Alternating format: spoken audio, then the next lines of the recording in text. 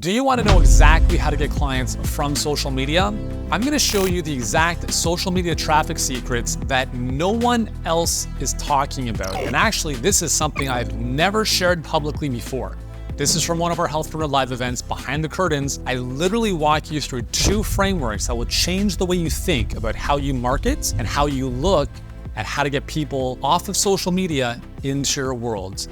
If you want to grow your business, if you want to get more clients, regardless of how big or small your social media following is, this is for you. If you ignore this video, your business will suffer. Don't be a fool. Let's get into it and enjoy. So I'm going to be sharing something I call social media traffic secrets. And I'm going to share it in a way that, might be surprising in the context of what you might be expecting. But I think this is going to be very, very valuable for how you approach your marketing. Just let me make sure my screen is being shared here. All right. So if you have a pen and paper, you're definitely going to be wanting to take a couple notes here. Okay. So I want to make your understanding of marketing very simple. And I want to use what I'm about to share with you as the context for that in how we use social media, because social media is pretty much where everyone is. But again, using social media in such a way that we talked about earlier, which is not the old way, but the new way, the smarter way. Okay, so here's the first thing to consider is there are 3 types of traffic, right? We all want traffic. We're talking about social media traffic secrets. Internal traffic, which is going to be like your email list, as an example, in your Facebook group. So that's the first piece, is the internal list. Okay, the people who kind of know, like, and trust you a little bit. The second level is going to be referred traffic. So again, in the context of, hey, I've got a friend who I think would really enjoy working with you, a referral like that. Or it could be in the context of you create some type of affiliate partnership and you send an email to your list about someone else's thing. That's an example of referred traffic. It's not as warm, not as know, like, and trusty as your internal list, but it has an endorsement behind it. So generally, it's going to be a little bit better converting than this third and final option, which is cold traffic. Okay, so cold is really people who have no clue you even exist, right? They're like, I don't know you. I never knew you existed. You're not even on their radar, okay? These are the only 3 types of traffic there are: internal, referred, and cold. Now, when it comes to getting them to say yes to something for free, like your webinar or your paid thing, your program, your coaching, okay? That's what I mean by getting them to say yes at any level, right? Free all the way to paid. It's going to be easier up here and harder down here. Does that make sense, guys? It doesn't mean it's easy and impossible. It's easier and harder. And I say that because, as an example, a lot of our clients, they'll deploy their perfect client pipeline, and right away, they'll have people on their email list or their existing following go through it and become a client. And that's because those individuals were already up here and they were very warm and they kind of knew, like, and trusted them. And it's like, yeah, great. Like, completely use that amazing asset you've built. That's the low hanging fruit. So when I put it as red, I mean, red is in temperature, not like, avoid. So that's always going to be, the warmest source of traffic. Referred, again, I'll just give it a lukewarm kind of orange, and colds, let's give it a kind of an icy green. So when it comes to running your perfect client pipeline with cold traffic, understand that there's going to be a lot of this. I don't know. This guy doesn't have any hair. This morning, I had someone, I was just looking on Facebook, and they're like, maybe you should put together a video on how to lose hair or something. I was like, really? Like, if you knew me, you wouldn't say that stuff, right? So, this is what I mean by when you're dealing with cold traffic, they don't even know who you are, and they're just going to talk smack, okay? So generally, there's more resistance, there's more walls put up, there's more skepticism, there's more, here we go again. Here's another one of those business guys, those marketers, another scammer, like, insert whatever for your market, okay? So generally, it's going to be harder to convert them, but it's not impossible, okay? Because we've built Healthpreneur on cold traffic, and most of our clients have as well. Now, the one thing that I do want to mention here is that the biggest opportunity for all of your businesses, okay, the biggest opportunity for your businesses is right here. Now, it's not It's not. The biggest opportunity in terms of the scalability of your business is here. And that's because if you look at this triangle, just look at the volume of people. At the top, you're going to have a select number of people. It's like the snow-capped mountain. There's a little bit of snow up here, but the base of the mountain is where the bulk of the volume is. And it's the same thing here. Just consider, let's say you have an email list of 5,000 people. How many people are on Facebook? 3 billion, right? So in context, your email, your internal list is tiny in comparison to the population. And even if it's not 3 billion people you might be able to serve, let's just call it 100,000. That's your target market. That's still massive in comparison to what you have internally. So the biggest opportunity is for you to understand, how can I put a message in front of people who've never heard of me and move them through a process where they get to know, like, and trust me and are willing to work with me? When you can crack that code, you've won the lottery, right? That's how you win in business. So in the context of that, when we look at your marketplace, okay, so when we look at any marketplace, whether it's people looking to lose weight or people who are in pain or people who have low energy, there's 5 specific levels of that marketplace.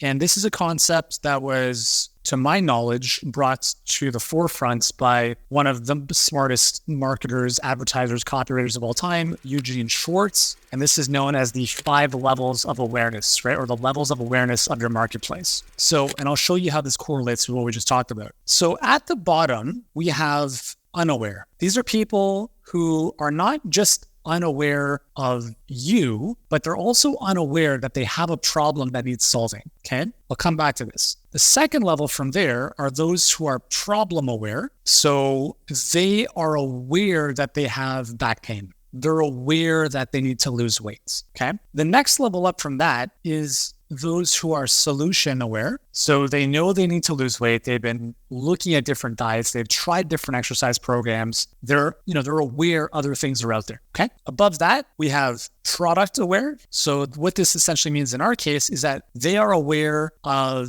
specific products out there, maybe yours included. And then at the very, very top, we have most aware. And these, so let me show you how this kind of starts to play in. So the most aware people are going to be generally the people up here. The most aware people are going to be the people on your email list, the people who said at some point in the past, I'm interested in your thing, and let's take it from there. So the most aware is going to be generally the people who've engaged with you at some level. It could be your social following, like definitely your email list, etc. At the bottom, the unaware is going to be the cold audience. And in this case, possibly referred traffic as well, but we're not going to deal too much with referred. So colds in the context of this 5-step pyramid, these 5 levels, is generally going to be unaware. So like I showed you above, the big opportunity for all of your business is to really focus on marketing that can tap into this segment of the awareness spectrum. And if you think about this from a numerical perspective, it makes sense. Because let's say you have 1,000 people on your email list, right? The most aware, let's call this 1,000 people. The problem aware, unaware, let's just call this 100,000 people. And there's definitely an argument to be made that there's a lot of opportunity in the 1,000 for sure. And this is where nurture comes in, and it takes time 1,000%. But what I want to share with you here in terms of being able to leverage and maximize what you do on social media, specifically with the use of your perfect client pipeline, is being able to tap into the segment of the audience that doesn't know you exist, doesn't necessarily know they have a problem, or those that do understand they have a problem, okay?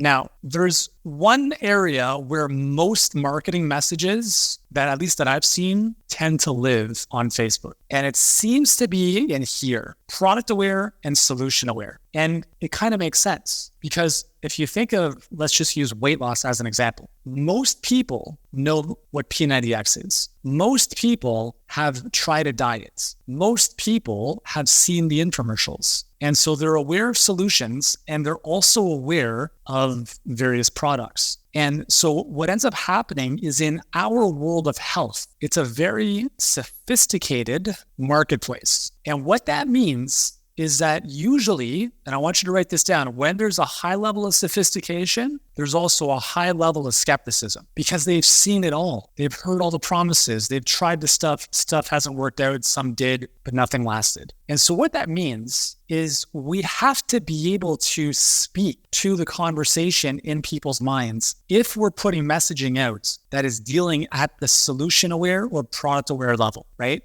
And this is where empathy plays a huge role. And entering that conversation from the perspective of like, listen, I understand you've seen all this stuff. I understand you've tried this and it hasn't worked. I understand X, Y, and Z. I've been through that myself. It automatically builds more know, like, and trust, because now essentially what you're showing someone is, I get what you're going through. And if they feel understood by you, they're also going to feel you might have a solution for them, because you understand what they're going through. So again, I'm speaking specifically at these two levels here. When a lot of our marketing is focused to individuals who are solution and product aware, there is something you definitely have to have in your marketing that's very important. And if you're a client of ours, you know what this is. Actually, leave me a little pop quiz. What do you think is necessary at this level of messaging for your stuff to stand out? Just pop it into the chat. All right, so Iris is saying our story, how you're different, story, new discoveries, story, relate to them, testimonials, truth. All of that stuff is true. You guys are missing one thing, is your secret sauce, your proprietary process, right? It's how you do what you do. Because at that level, skepticism comes from a place of, I've seen this stuff already. When you introduce a new way of doing things, or at least positioned in a new way, all of a sudden it triggers a piece of the part of the brain that is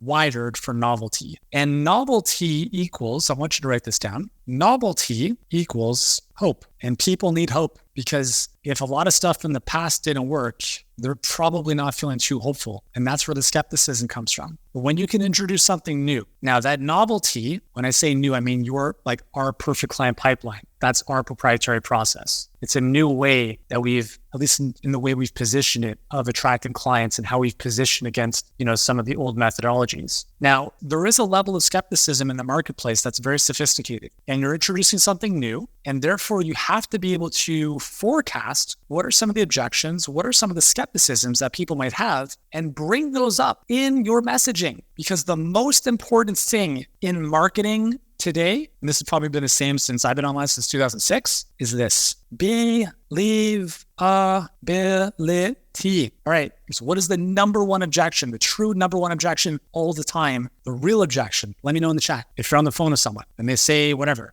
don't think this will work for me. It won't work for me. I don't think this is going to work. Lack of certainty. A lack of certainty is the opposite of believability. And part of that is because people don't know you yet. They don't like you. They don't trust you. And so if your marketing and your messaging is very hypey, it's going to create a huge amount of disbelievability. Being authentic and sharing your truth is massively important, because everyone is looking for the truth, right? We don't want to make the wrong decision. We want to follow people who we resonate with, who seem like they would be the same person in person as if, who we see online. And so it's always this balance of, marketing has a bit of a bad rap because, like in the world of direct response, where you could send a mailer to someone's mailbox with a headline that says, open this envelope and lose 12 pounds by tomorrow, right? There's stuff out there like that. And it's very compelling because it brings people this sense of hope. And at the same time, there needs to be a massive amount of believability infused in that. Otherwise, it's just hyperbole. And now more than ever with social media, believability is so critical, right? So sharing your truth, speaking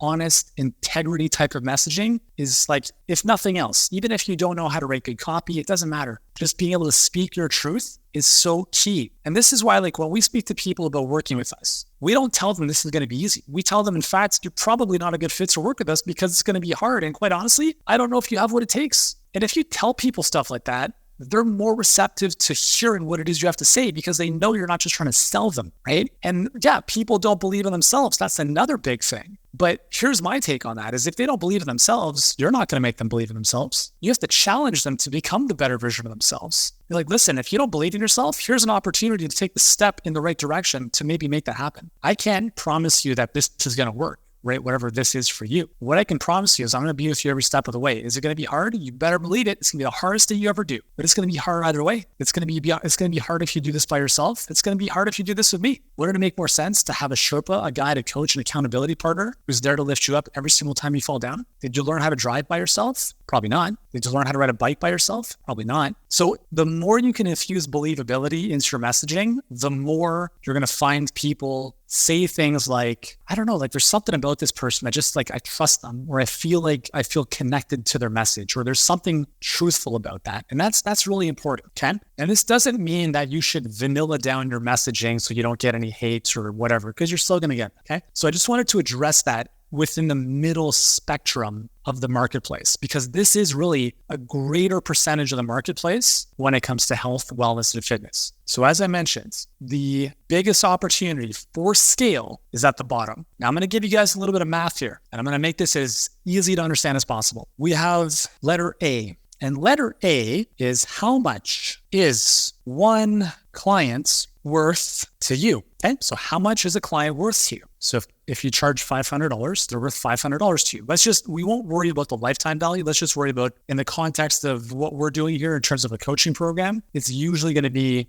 a higher price point for a fixed amount of time. B is, now that you know that, how much are you willing, keyword is willing, to spend for one client? If you understand these two questions, you understand the premise of marketing and growing your business. And what I'm going to share with you here is very specific to coaching, service-based stuff, higher price points. I'm not going to get into lower price point stuff because I think the conversation takes a bit of a different direction, which I don't think would serve you guys. But more or less, it's the same. So let me give you 3 scenarios. How fast you scale your business. When I look at, the example of Ryan Cole, going from negative $40,000 to $1.5 million per month, less than 9 months later, how does that happen? Well, here's how this happens, guys, okay? Now, I want you to think about this. There's 3 levels in terms of how aggressive you want to grow. So level 1, I'll just call this L1. We'll call this amateur hour. No disrespect to anyone in the room who's doing amateur hour, but it's the reality. Amateur hour says, I have a client who is worth X, and and that client must be more valuable, infinitely more valuable than what I'm willing to spend to acquire that client. And in some cases, I'm willing to spend nothing other than my time, my effort, and my own energy. This is the old model we talked about. I'm hoping to get clients by cranking out content for the end of time, thinking that's free, but it's not, okay? So this is what I'm talking about with amateur hour. Like, it's a side hustle type of business. Level 2,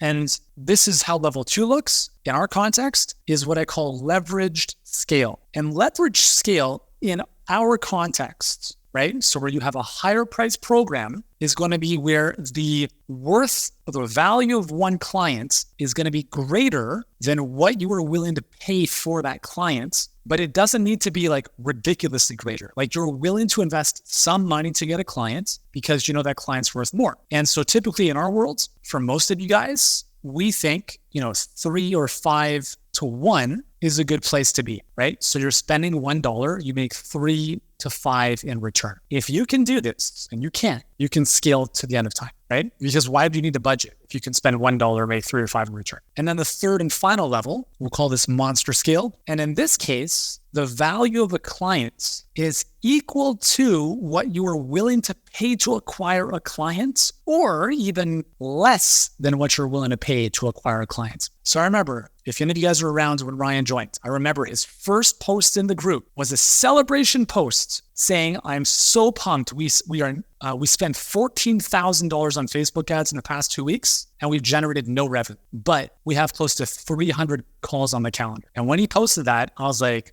this guy gets this. They're going to go crazy. Because what he understood is that they were willing to invest money up front to acquire future clients. Now, the nice thing about his business, and all of your businesses for that matter, is I'm not saying you're going to spend $5,000 to acquire a $2,000 client, right? And the world of supplements, which I'm not getting into here, or lower price stuff, the monster scale is very important. You have to be willing to spend $100 to attract a $50 customer. That's a very real reality for that world. We don't have to play there because we have higher price points. We have more margin. So I do not suggest you do this. In fact, all of our clients basically live in level 2. If you have a $2,000 program, you should be okay spending a certain amount of money to acquire one client. Because if you do, then you rinse and repeat over and over and over and over again. And that is how you create scale.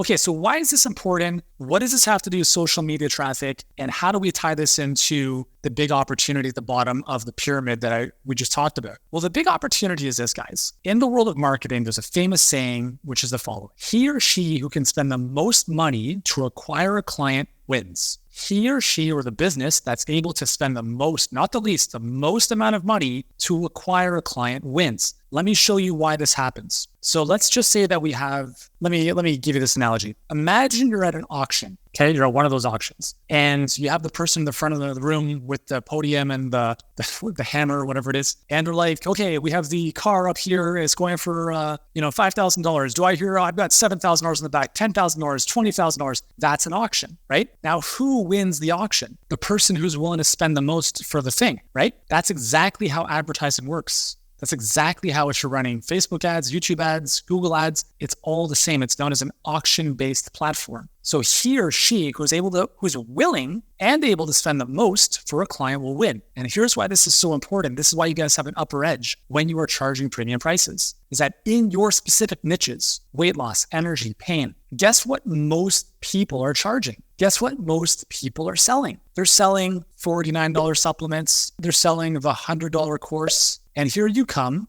with a $2,000 program. Now, let's say that we know that advertising is only getting more expensive, right? It was cheaper 10 years ago than it is now, and it's also cheaper now than it will be in 10 years. So this is why pricing is so important, guys, is let's say you're competing in the same marketplace, right? And you're speaking to that bottom piece of the pyramid who have no clue who you are. But here you are with a really compelling message that you're like, you know what? Here's my target audience. We've got a great program on the back end. It's $2,000. And, you have competitor one, even though they're not the same thing, but there's, advertising to the same people. And here's you. Well, guess what happens? Do you think you have more runway to keep your ads running longer than someone at $49? Yeah. So that person's going to have to bow out. They're going to say, you know what? The most I'm willing to spend for a lead is 50 cents. I can't spend more than that. You're like, I'll spend $5. I don't care. You win because you're willing to spend more for that lead. They're like, well, I can't spend more than $150 for a customer. And they're selling something for $100 and then they have a whole upsell flow. But you're like, yeah, I'll spend $500. It's all good. So keep our ads running. And Facebook is going to be like, okay, well,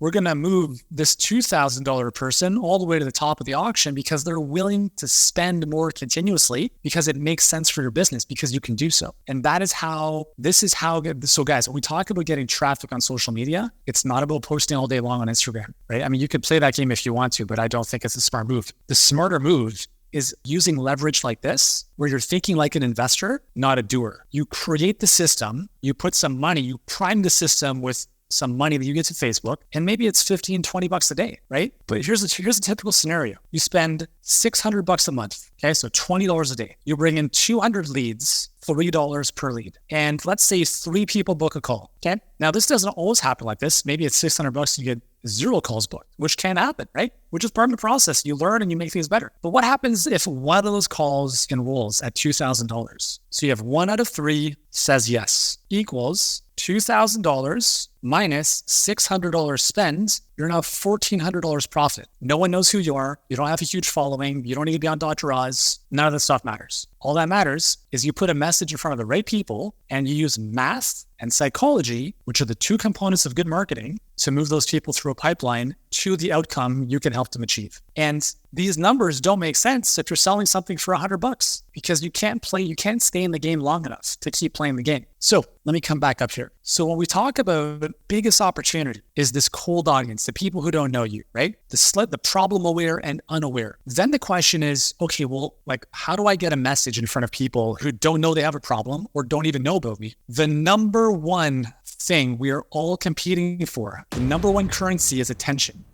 Attention. Some people do that by posting stuff on Instagram manually. What I'm suggesting to you is you use this system. You think like an investor. You think of Facebook as your blog, as your YouTube channel, as your Instagram, and you allow the system of Facebook's advertising algorithm genius to put, let's say, 1 or 2 Facebook ads in front of the audience that you want to serve 24/7. 24/7. And so what this allows you to do is to dominate any space requires time and it requires consistent exposure. And in order for that to happen, you have to be in the game long enough to keep playing. And that's the beautiful piece. That's just one of the many benefits of being able to charge a higher price point. But again, the higher price point is always coming with a higher level of service and outcome for the clients. Okay, so that's a given. Okay, but here's the benefit to you guys is you're able to eventually over time dominate your market because you're willing to stay in the market longer through the acquisition channels we're talking about. You can always get your money back, you can never get your time back, right? So let's say you spend $600 next month and you had no money back. That's okay, because the next month after that, you might, but you'll never get the hours and hours and hours back that you spend on social media or blogging away, okay, or doing whatever other stuff. The difference here is we're building a system, and the system over time is going to work for you. And when you kind of figure out those little nuances and you move those levers in different ways, all of a sudden, it's beautiful. We've been running this pipeline for our business for the past 5.5 years. We have not had a single week of negative ROI. So it's either been 1-to-1 or more every single week for 5.5 years. And when I say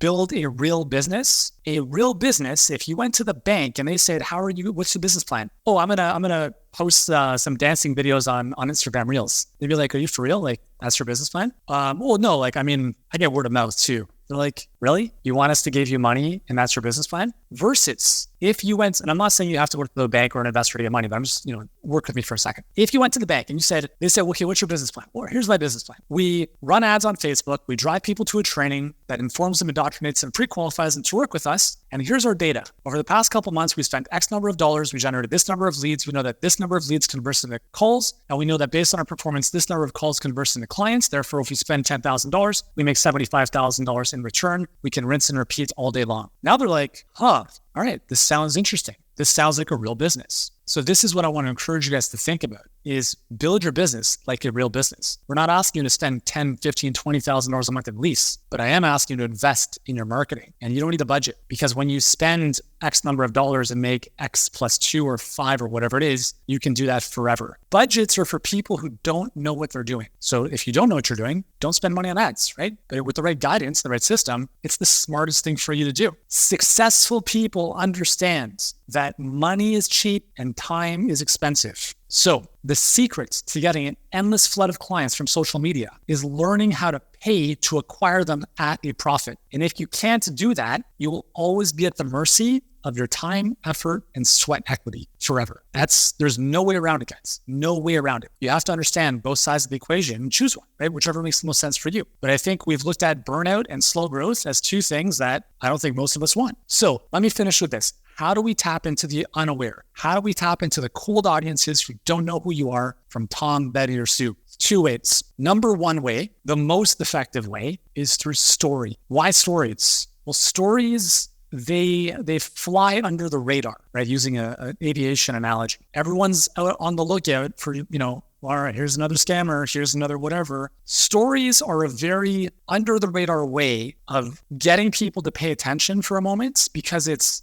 them seeing themselves through your story when it's done properly. So it pulls people in. It allows for empathy and resonance. It's not about you be like, click here for 10% off. It's not about any of that stuff. That's like most aware type of stuff, if at all. And it allows for the introduction of a problem that they may not even have been aware of. And it allows the story essentially meets people where they're at, you telling the story of you or a client or whatever, and they see themselves through that story. They, on that journey, then start to see and unravel how there could be a problem that may have just been an inkling, but now you've shown them that it's actually a little bit more severe than maybe what they thought. Let me give an example. So when I wrote the All Day Energy Diet back in 2014, it became a number 2 New York Times bestseller. One of my hooks, one of the ways I brought this message to the market, because selling energy is not quantifiable, right? It's intangible. So I needed to come up with a way to really get people who are not aware of the fact that low energy was a problem for it to become a problem, because it is. Because I lost my hair when I was 17 to an autoimmune condition. And what I didn't realize was that for 16 years previous to that, I was exhausted all the time. So as I talk about in the book, is low energy is a warning sign that something far more dangerous is brewing underneath the surface. So when I told that story in the context of an email or a Facebook ad or a video, all of a sudden I introduced a topic like low energy that people are like, I'm just getting old. And I'm like, hold on, are you just getting old?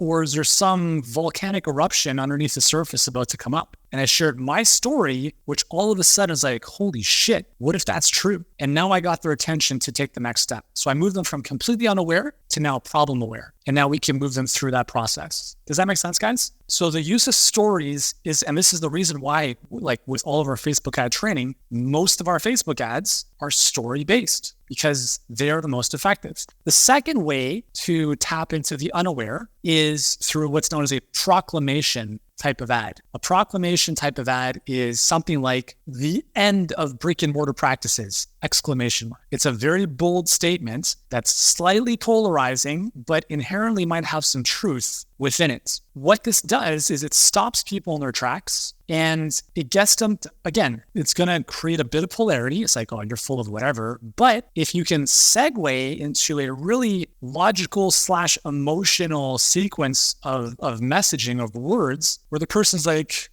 what if there's some truth to this? How do I learn more about this? And then you invite them to a webinar where you explain more. All of a sudden, you've tapped into a completely unaware market, right? So this is when we talk with your Facebook ad audiences, guys. That's why sometimes your broad audiences can be the most powerful. You don't necessarily have to target people who like Lululemon. Because if you can get into, like if you were to target people who like Lululemon, let's just call it 10 million people. If you can target broad women across the US, let's call that 150 million. If you can make your advertising work to 150 million people because your messaging in the way that we're talking about here becomes more compelling, all of a sudden you tap into the unaware and you move them up the pyramid. And typically you'll spend less instead of having Facebook be like, all right, they have to like this, and they also have to like this and this. You're going to spend a fortune in layering. So to bring it all full circle, how we get an infinite amounts of traffic from social media is not by posting on social media. It's by creating a system that's leveraged, that is a combination of the right messaging that taps into the right awareness of your audience and is able to incorporate elements of empathy, of believability, of introducing novelty in terms of you are offering some type of new solution that they've not heard of before. And at the same time, being able to use story or proclamations, like I just mentioned, but mostly story. And you're able to continually share those over and over and over and over again because you're allowing your investments in those ads to run for you 24/7 because you know that for every, in this case, $600, you make $2,000 in return. Now, again, that's not the math that's going to be all the time. It might be $600 to make $1,000. It might be $600 to make nothing. And then the next month you spend $2,000 to make $10,000. Hopefully at the point. This is how you build a real business. And the beautiful thing is that once this is set up, it's set up. And the only thing you do, as I mentioned earlier, is you jump on the phone with people. Do you want a sneak peek in our business to see exactly how we coach our clients? Myself and our Director of Operations, Bella, are going to walk you through in about 30 minutes exactly how we help our clients move from where they are to where they want to go. Pen and paper, take down some notes, and let's do this.